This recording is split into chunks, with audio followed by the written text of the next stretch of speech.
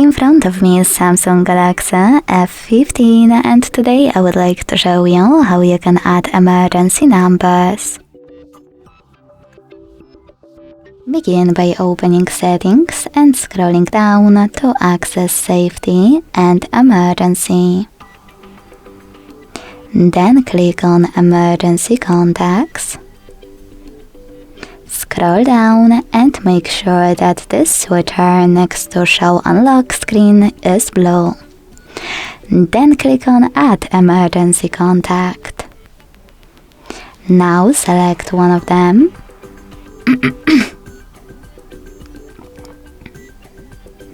And then all the other ones you need. After picking all needed ones, tap on Done at the bottom. As you can see, after that my contacts were successfully added. If you want to, you can always click on those three dots at the top right corner, select Delete, and tap on the one that you wish to remove. Then hit Remove at the bottom and wait. Thanks so much for watching. If you enjoyed this video, don't forget to leave a like, comment and subscribe. Bye!